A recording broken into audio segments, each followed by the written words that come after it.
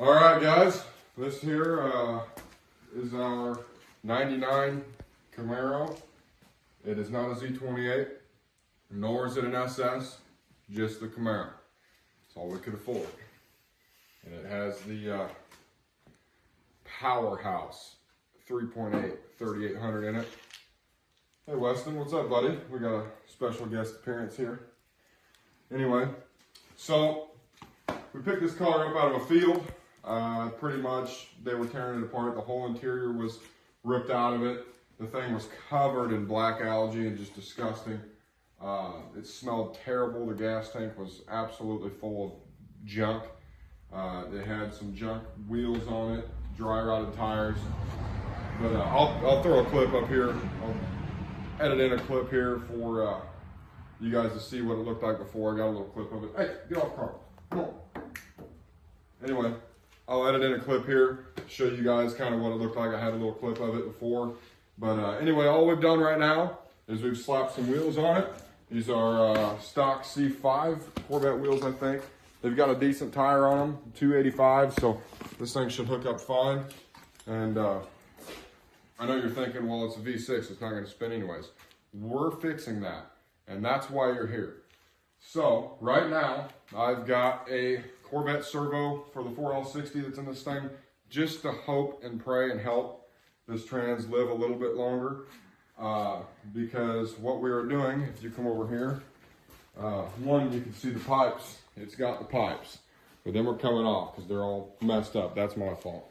Back them into the trailer. Anyway, over here, we've got the remedy to make it outperform its V8 competitors. Now, before I show you all this, let's take a walk around real quick. So this car, being a V6 Camaro, for its entire life has been picked on by the V8s because it's the little guy. And you might ask, why are we doing all this work to a V6 when you could just get a V8? One, this car was super cheap. Two, we're bringing it back to life and giving it a life it never had because it came out of the factory like as a V6. Nobody can help that. But anyway, if you look at the car, it's actually super, super clean.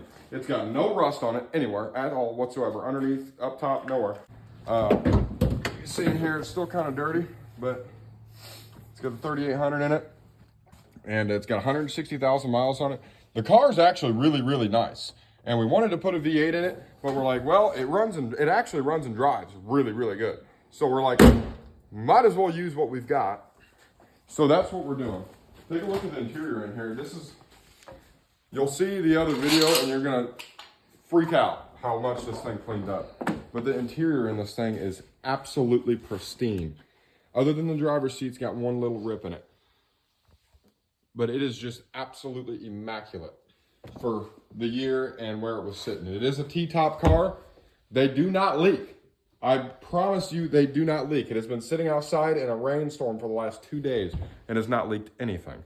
So, if you come over here, I'll show you what we've got to make the V6 pick on the big guys, the V8s. So, or at least try. We've got a couple parts here and whatnot. This is our Corvette servo. I'll pop this open for you for you guys that don't know what it is. Just goes in the side of your trans here and holds your band tighter that holds the clutch packs. I'm not a transmission guy. That's just kind of the way I perceive it, but this is what your servo looks like here. And then we did get the whole thing, not just the two-piece. So it's got the upgraded spring and whatnot on it. Got our clips. Double check, make sure you got all the O-rings. Red cap for performance. I put one of these in a 96 Chevy, 97. Two-wheel drive, 5.7 truck. And whenever it would shift 1-2 wide open, it'd scratch the tires. But anyway, to fix our problem here, with performance, we partnered up with old eBay and got ourselves, well, you can tell, a spinny guy. This here is a T4, 96 AR in the back, 76 millimeter up front. So it's pretty big for a V6, but with the small rear housing, I think it'll spool okay. It's probably gonna be kind of laggy, but when it comes on, it's gonna come on. So we've got that, and well, where's the manifolds at? They're on the car, because we're not gonna be putting it in the engine bay. We're gonna cut the exhaust off the back of this car, pull the muffler out. There's plenty of room back there. We're gonna rear mount turbocharge this car. We've got all the intercooler piping. We've got all the lines coming. We have here our remote mount oil scavenge pump to scavenge the oil back to the motor, because obviously it will not be able to free flow drain. So pretty much that's the basis on it. We're rear mount turbocharging it. It's pretty much all we're doing. We're just gonna put this servo in the trans, button up a couple things, make sure the car runs good. It's already got the oil changed.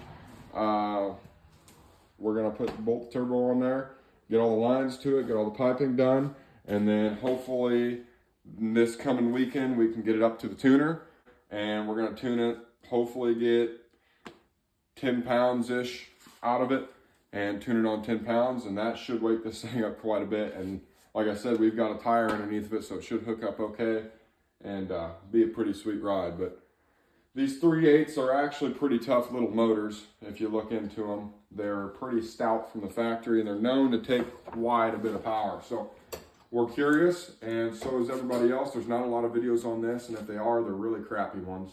So we're gonna try to get as good a video quality and in-depth as we can with it, and try to take you guys every step of the way through the process of it. And hopefully this thing turns into a pretty badass car.